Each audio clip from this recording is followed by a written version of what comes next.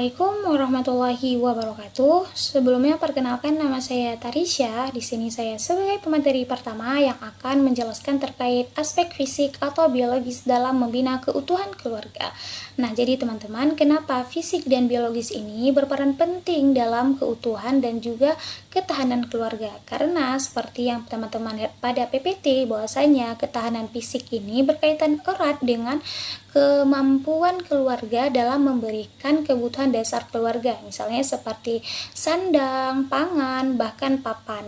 Nah, jika misalkan nih dalam keluarga tidak memiliki ketahanan fisik atau biologis yang kuat, maka keluarga tersebut tidak bisa mencukupi kebutuhan dasar pada keluarga, sehingga di dalam keluarga tersebut akan berdampak ataupun akan kekurangan keharmonisan, sehingga keluarga tersebut tidak bisa menjalin keluarga yang utuh dan harmonis. Nah, maka dari itu teman-teman, pada tahun 2002 Gunarsa telah meneliti bahwasanya keharmonisan keluarga itu dapat dilihat dari perasaan seluruh anggota keluarga, baik itu dari aspek fisik, aspek mental, dan bahkan aspek sosial. Nah, dari sini kita sudah membahas tadi yaitu aspek fisik. Nah, maka dari itu, fisik ini berperan penting dalam membina keutuhan keluarga. Karena pada dasarnya, jika keluarga memiliki kesehatan fisik yang sehat, maka keluarga tersebut dapat memenuhi semua kebutuhan keluarga. Oke teman-teman, di sini saya melanjutkan menjelaskan poin yang kedua, yaitu terkait aspek mental atau psikologis dalam membina keutuhan keluarga. Nah teman-teman, pada dasarnya nih, aspek mental atau psikologis ini juga menjadi peran vital dalam membina keutuhan keluarga. Karena teman-teman, pada dasarnya, jika keluarga memiliki mental yang sehat, maka anggota keluarga dapat menciptakan keluarga yang harmonis, sehingga komunikasi yang ada dalam keluarga itu akan baik-baik saja, dan juga keluarga tersebut dapat memecahkan ataupun menghadapi berbagai tantangan keluarga secara bersamaan. Nah, berbeda halnya jika keluarga tersebut tidak memiliki kesehatan mental yang baik, maka itu akan mengakibatkan keluarga hancur dan hilang dari komunikasi yang baik. Maka dari itu, kesehatan mental atau psikologis ini juga berperan penting dalam membina keutuhan keluarga. Selanjutnya nih teman-teman, ada beberapa pendapat para ahli terkait aspek mental atau psikologis dalam membina keutuhan keluarga. Yang pertama dapat kita lihat yaitu interaksi orang tua dengan anak. Nah, jadi pada Dewi dan Ginanjar pada tahun 2019 mengatakan bahwasanya kualitas interaksi antara anak dan juga orang tua itu merupakan ataupun berperan penting dalam mencapai kesejahteraan keluarga, di mana interaksi positif yang terjadi antara ibu dan anak dan juga keterlibatan ayah dalam mengasuh anak itu dapat berkontribusi signifikasi terhadap kesejahteraan keluarga secara keseluruhan. Maka dari itu sangat penting orang tua untuk berinteraksi dengan anak untuk mengetahui bagaimana kesehatan mental atau psikologis si anak. Selanjutnya yang kedua yaitu pengaruh konflik rumah tangga dalam kesehatan mental. Nah, jadi teman-teman, sebuah studi yang diterbitkan pada tahun 2024 menyoroti bahwasanya konflik rumah tangga itu berdampak negatif pada kesehatan mental anak. Dimana jika sebuah keluarga terjadi adanya konflik antara perdebatan antara ayah dengan ibu, itu akan mengakibatkan dampak negatifnya, dampak mentalnya kepada anak. Karena yang mendengar dan yang merasakan itu adalah anak. Maka dari itu, Islam menerbitkan mekanisme untuk melindungi mental anak.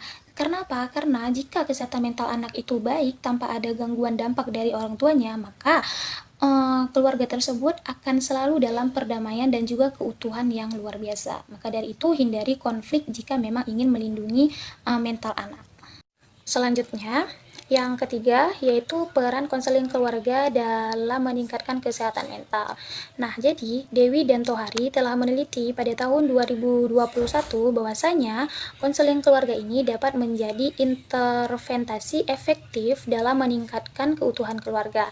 Nah, di mana pendekatan ini itu membantu keluarga memahami dinamika internal mereka dan juga mengembangkan strategi dan juga mengembangkan berbagai strategi dalam menghadapi berbagai permasalahan yang terjadi di dalam keluarganya, sehingga ini dapat memperkuatkan ikatan dan juga keutuhan keluarga tanpa ada konflik yang terjadi. Dengan ini maka kesehatan mental keluarga akan menjadi lebih baik. Oke, teman-teman. Jadi sekianlah presentasi dari saya yaitu terkait aspek fisik atau biologis dan aspek mental atau psikologis dalam membina keutuhan keluarga. Dan untuk materi selanjutnya akan dilanjutkan oleh rekan saya. Saya Nada Salsabila di sini akan menjelaskan tentang aspek psikososial dalam membina keutuhan keluarga. Psikososial merupakan suatu kondisi yang terjadi pada setiap individu. Psikososial ini terlihat dari sikap yang muncul dari gejala psikis dan juga sosial yang sama-sama saling memengaruhi satu sama lain. Psikososial ini sendiri berasal dari kata psiko dan juga sosial. Kata psiko mengacu pada aspek psikologis dari individu seperti pikiran, perasaan, dan juga perilaku individu. Nah, sedangkan sosial mengacu pada hubungan eksternal individu dengan orang-orang yang ada di sekitarnya. Nah, hal ini ditegaskan oleh Chaplin 2011 bahwasanya istilah psikososial ini berarti menyinggung relasi sosial yang mencakup faktor-faktor psikologis. Perkembangan psikososial sendiri merupakan perkembangan yang berkaitan dengan emosi, motivasi, dan juga perkembangan pribadi manusia serta perubahan dalam bagaimana individu ini berhubungan dengan orang lain. Jadi, psikososial ini merupakan kepribadian yang saling berkaitan dengan hubungan sosial individu tersebut. Nah, hubungan sosial individu yang paling dekat sekali yaitu dengan keluarga. Nah, di dalam ketika kita mengobrol tentang keluarga, setiap individu ini untuk mempererat ataupun membina keutuhan keluarga, mereka perlu aspek-aspek yang dapat menguatkan hubungan tersebut. Contohnya itu seperti komunikasi, rasa tanggung jawab, nilai dan juga etika. Lalu selanjutnya saling berdiskusi, terus quality time. Ketika setiap individu menjaga aspek-aspek tersebut seperti komunikasi yang baik dengan anggota keluarganya, ataupun menjaga etika dan juga saling bertanggung jawab dan menikmati waktu kebersamaan dengan keluarganya, itu dapat meningkatkan ataupun mengeratkan hubungan keluarga tersebut, dapat membina keutuhan keluarga tersebut menjadi lebih baik gitu. Mungkin hanya segitu saja. Sekian, terima kasih. Baik, di sini saya akan menjelaskan mengenai aspek spiritual atau agama. Nah, faktor yang perlu diperhatikan dalam membina keutuhan keluarga dari aspek spiritual atau agama itu ada 4. Yang pertama, spiritualitas. Spiritualitas ini itu yang mengarahkan pada pencapaian makna hidup dan bersifat atau mengandung nilai rohani seperti kejujuran, keindahan, dan kebahagiaan. Selanjutnya, yang kedua, ada penerapan ajaran agama. Nah, di keluarga muslim itu harus bersungguh-sungguh untuk menjalankan ajaran agama sebagai rujukan dalam menghadapi masalah. Nah, di dalam agama muslim itu setiap ada masalah itu bisa dicari jalan keluarnya oleh sumber-sumber yang ada seperti kajian ataupun dalam Al-Quran. Yang ketiga ada kegiatan ibadah. Nah, kegiatan ibadah itu melakukan kegiatan ibadah bersama dan tujuannya untuk membantu mengurangi stres dan meningkatkan kesejahteraan emosional. Kita bisa sharing apa yang kita hadapi melalui kegiatan ibadah yang dilakukan secara bersama-sama. Yang keempat ada pendidikan spiritual anak. Nah, peran orang tua sangat menentukan dalam perkembangan spiritual anak karena keluarga adalah lingkungan terdekat. Terima kasih. Baik, saya di sini akan menjelaskan materi tentang kewajiban suami terhadap istri dalam membina keutuhan keluarga. Berdasarkan pasal 80 KHI, yang pertama adalah suami adalah pembimbing terhadap istri dan rumah tangganya. Akan tetapi, mengenai hal-hal urusan rumah tangga yang penting-penting diputuskan oleh suami istri bersama. Yang kedua, suami wajib melindungi istrinya dan memberikan segala sesuatu keperluan hidup berumah tangga sesuai dengan kemampuannya. Yang ketiga, suami wajib memberikan pendidikan agama kepada istrinya dan memberikan kesempatan belajar pengetahuan yang berguna dan bermanfaat bagi agama, nusa, dan bangsa. Yang keempat, sesuai dalam penghasilan sesuaian menanggung A. Nafkah, kiswa, dan tempat kediaman bagi istri. B. Biaya rumah tangga, biaya perawatan, dan biaya pengobatan bagi istri dan anaknya. C. Biaya pendidikan bagi anak. Yang kelima yaitu istri dapat membebaskan suaminya dari kewajiban terhadap dirinya sebagaimana tersebut pada ayat 4 huruf A dan B.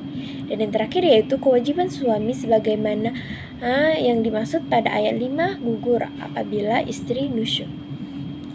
Selanjutnya yaitu kewajiban istri terhadap suami dalam membina keutuhan keluarga.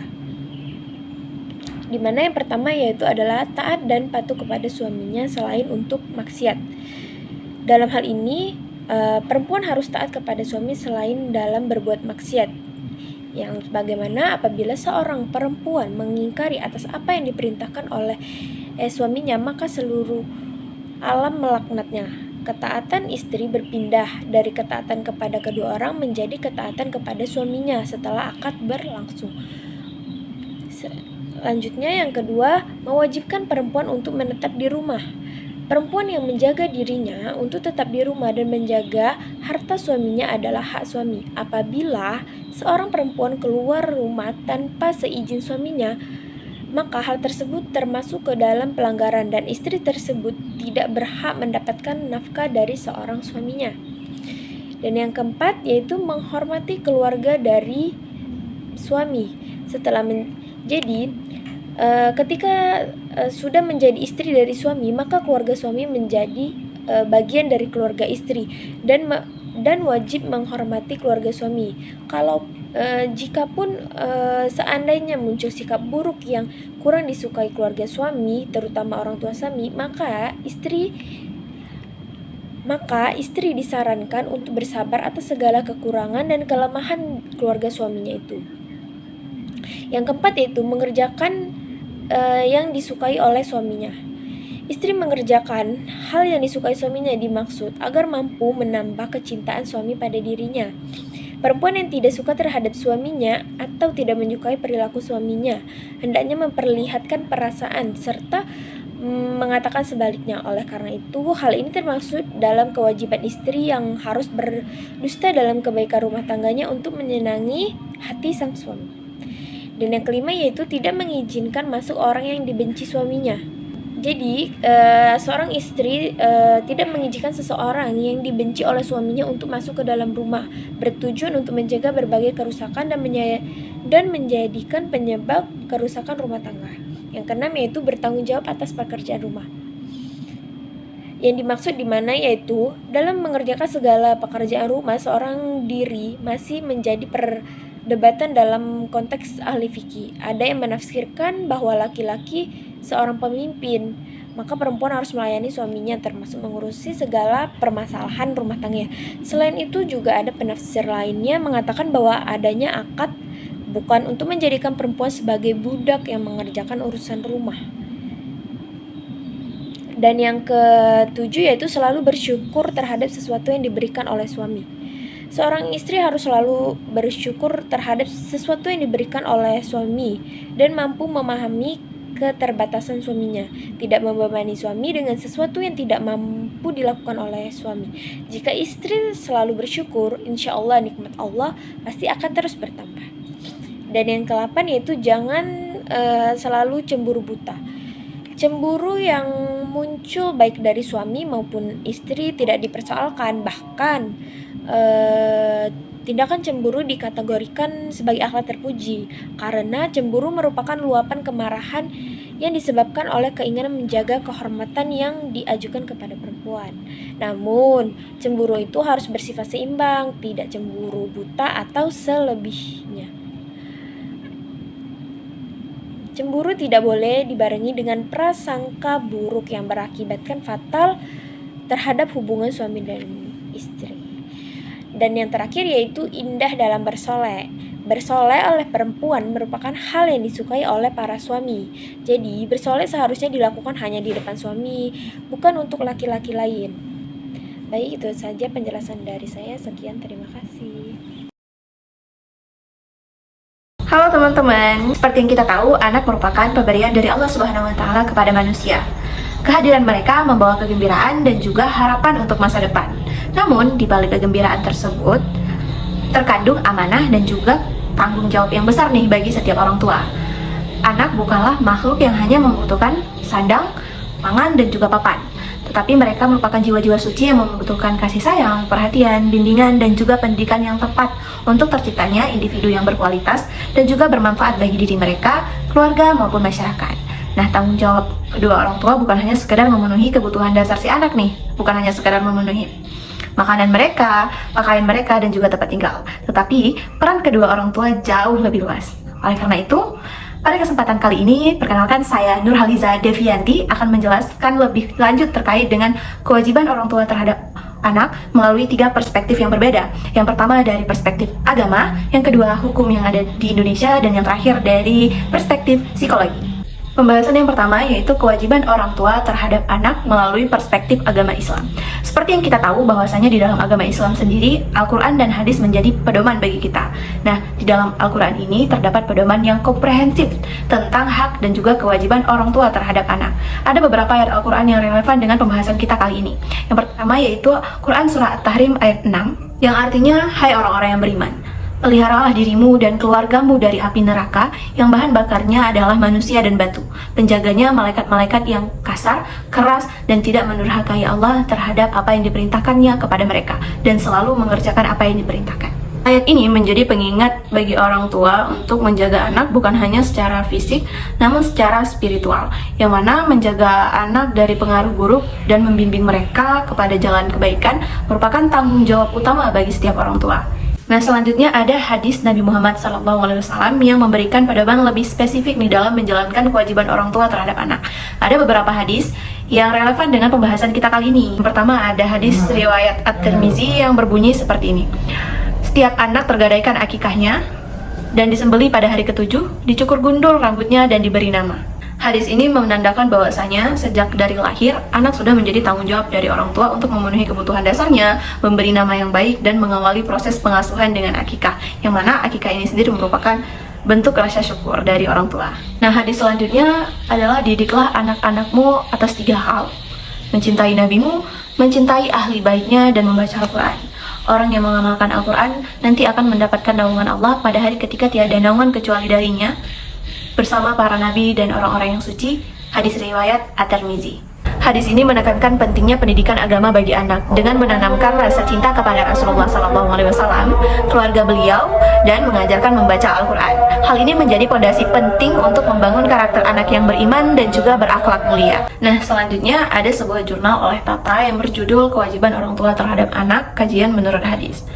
Dalam jurnal ini dijelaskan secara detail kewajiban orang tua terhadap anak berdasarkan hadis dari Nabi Muhammad SAW yang memberikan pedoman praktis bagi orang tua untuk menjalankan tugas suci ini.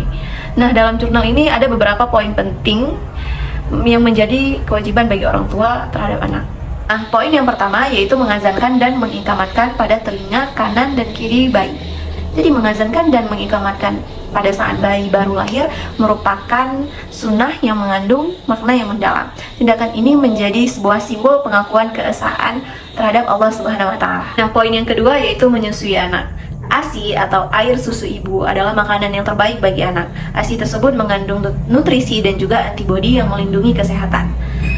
Ibu memiliki kewajiban untuk memberikan ASI kepada anak selama 2 tahun jika memungkinkan. Nah, yang ketiga ada menyembelih akikah. Akikah dilakukan sebagai bentuk rasa syukur atas kelahiran anak dan dengan membangun hubungan yang baik dengan masyarakat serta memberikan manfaat bagi orang yang membutuhkan.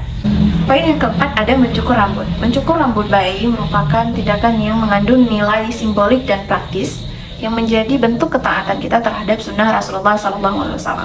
Nah, yang kelima ada memberikan nama yang baik. Seperti yang kita tahu, memberikan nama yang baik merupakan doa, harapan, dan pendidikan bagi si anak. Poin selanjutnya yaitu melakukan khitan. Khitan ini sendiri mengandung nilai keislaman dan juga kesehatan. Khitan ini menjadi bentuk ketaatan kita terhadap ajaran agama Islam. Poin yang ketujuh yaitu mendidik anak dengan baik. Pendidikan dalam Islam sendiri meliputi berbagai aspek, mulai dari menanam iman, mengajarkan ibadah, membina akhlak, mendorong pendidikan sosial, intelektual, fisik, psikis, seksual, dan keterampilan. Poin ke-8 yaitu memberikan makanan halal.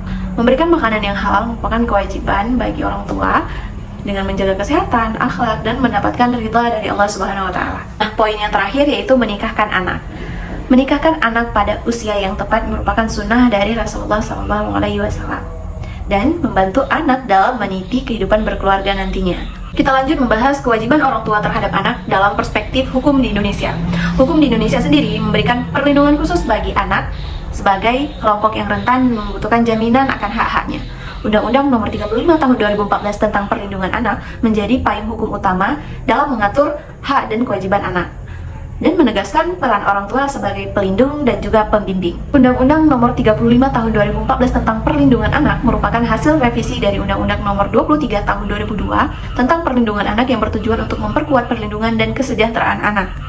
Pasal 26 undang-undang ini secara tegas mencantumkan kewajiban orang tua terhadap anak yang meliputi 4 poin penting. Poin yang pertama ada mengasuh, yaitu memberikan perawatan dan pemeliharaan secara fisik, mental, dan juga spiritual. Ini mencakup pemberian kasih sayang, perhatian, dan bimbingan yang memadai untuk tumbuh kembang si anak secara holistik. Yang kedua ada memelihara, yaitu memenuhi kebutuhan dasar si anak seperti makanan, tempat tinggal, pakaian, kesehatan, dan pendidikan.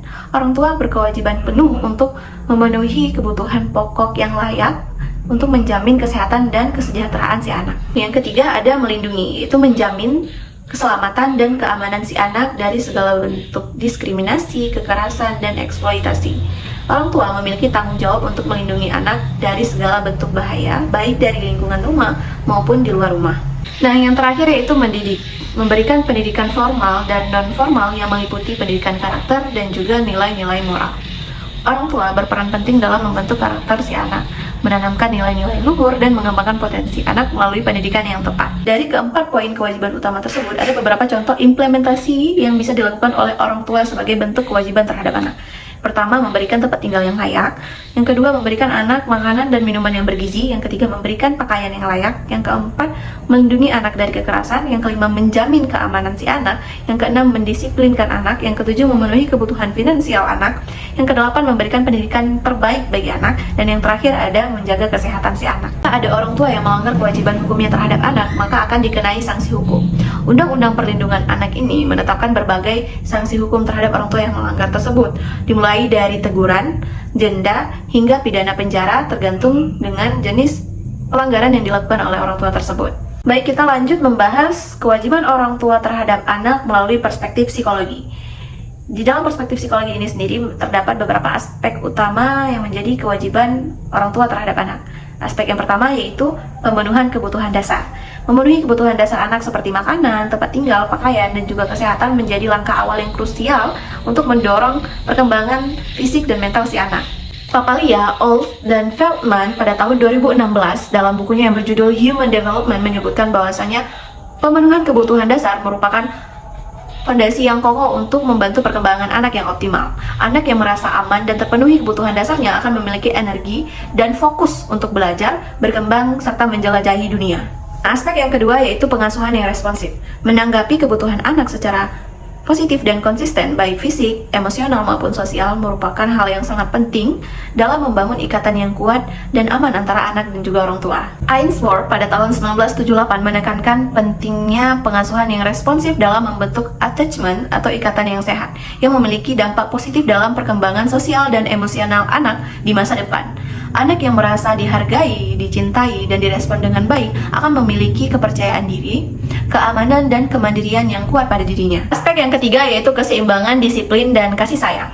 Membangun lingkungan yang disiplin dan penuh kasih sayang menjadi sangat penting untuk membantu anak belajar aturan, membangun rasa percaya diri, dan mengembangkan kemampuan mengatur diri. Baumrind pada tahun 1967 mengemukakan bahwa pentingnya menjaga keseimbangan antara kasih sayang dan disiplin secara konsisten. Pengasuhan yang terlalu otoriter dapat membuat anak menjadi takut, tidak percaya diri, dan sulit berpendapat. Sebaliknya, jika pengasuhan yang terlalu permisif akan membuat anak menjadi manja, sulit diatur, dan kurang bertanggung jawab. Nah, aspek yang keempat yaitu komunikasi yang efektif. Membangun komunikasi yang terbuka dan jujur dengan anak sangatlah penting untuk memahami kebutuhan dan memberikan dukungan yang tepat. Burke pada tahun 2018 dalam bukunya yang berjudul Development the Lifespan mengungkapkan bahwa pentingnya komunikasi yang efektif. Orang tua yang berkomunikasi dengan baik akan mampu mendengarkan anak dengan seksama, mengungkapkan perasaan dan pikiran dengan jelas, dan memberikan tanggapan yang mendukung pertumbuhan si anak. Aspek yang terakhir yaitu mendorong kemandirian. Membantu anak mengembangkan kemampuan dan kemandiriannya akan menjadikan bekal bagi mereka untuk menghadapi tantangan hidup ke depannya. Santrong pada tahun 2011 dalam Adolescence menekankan bahwa pentingnya orang tua untuk memberikan kesempatan bagi anak untuk mengambil keputusan dan bertanggung jawab atas pilihan mereka. Nah, orang tua yang menciptakan lingkungan yang mendorong kemandirian anak akan membantu anak menjadi individu yang lebih tangguh, kreatif, dan mampu mengatasi persoalan hidup. Nah, teman-teman sekalian, kewajiban orang tua terhadap anak merupakan tanggung jawab yang besar dan tidak boleh dianggap remeh.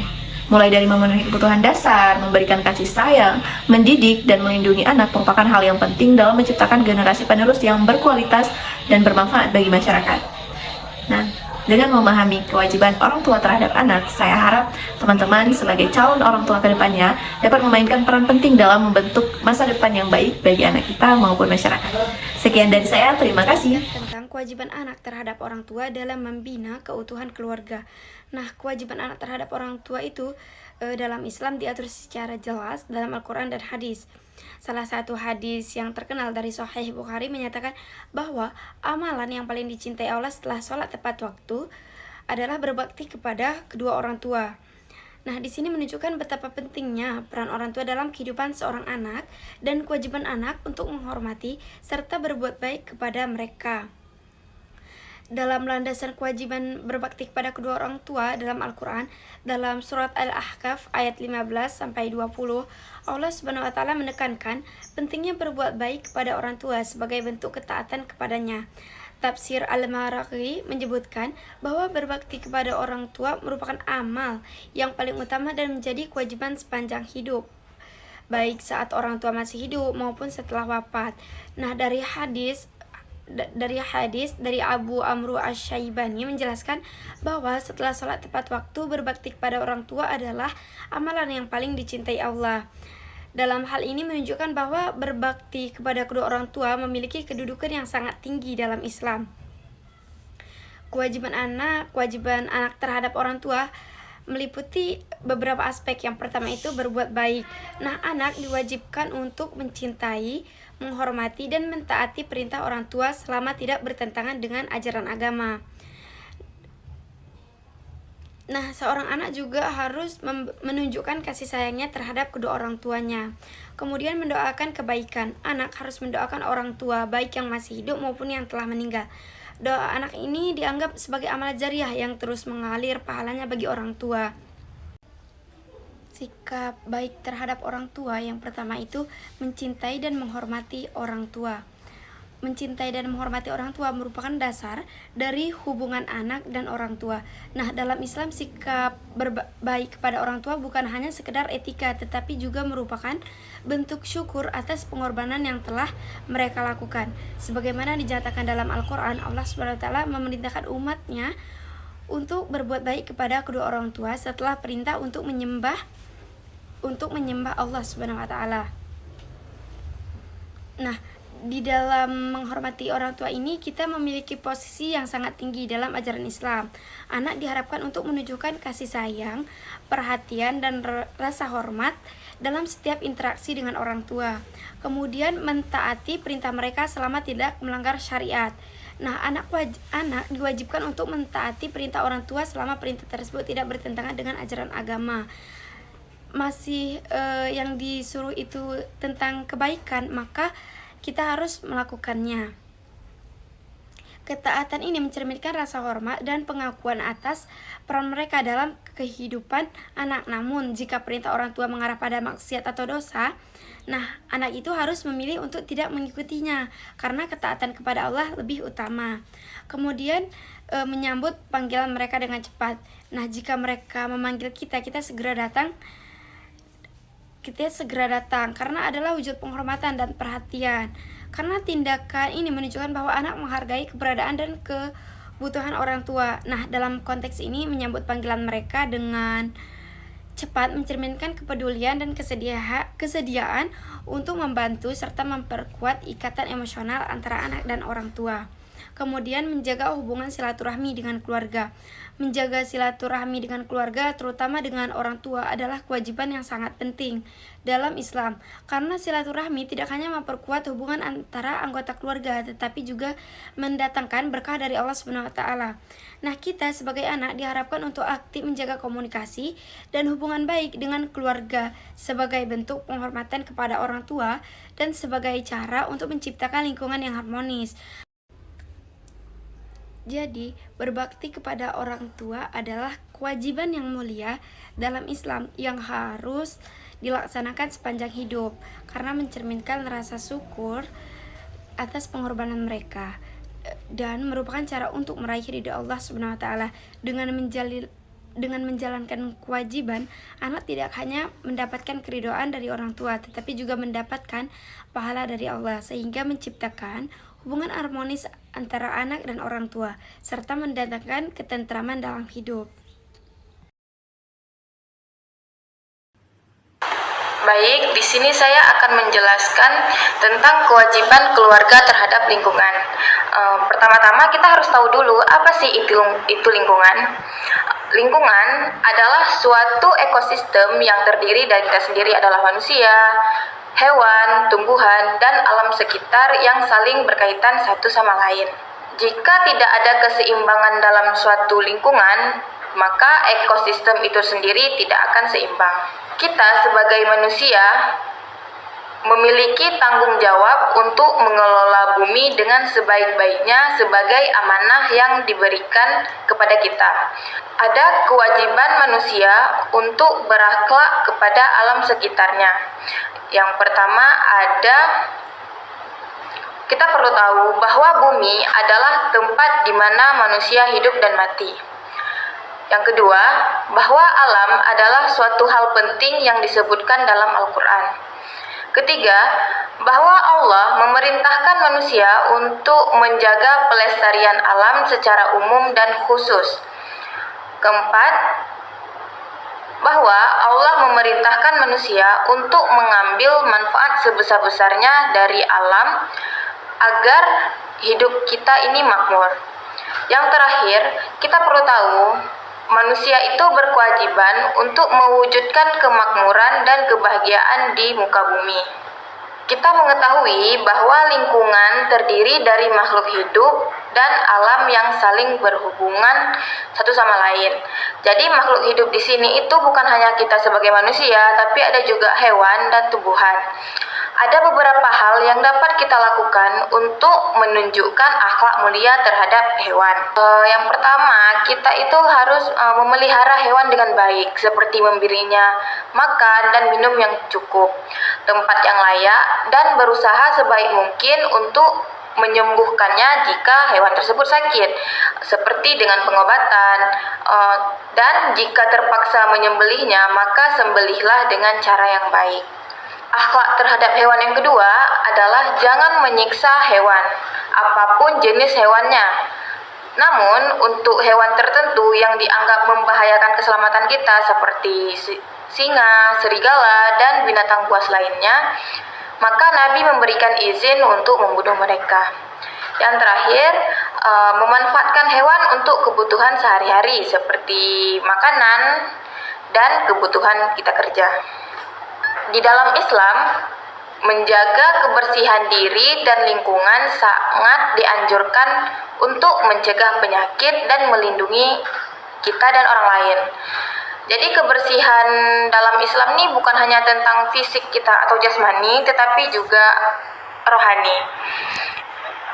Di sini ada juga beberapa poin penting terkait menjaga lingkungan dalam Islam.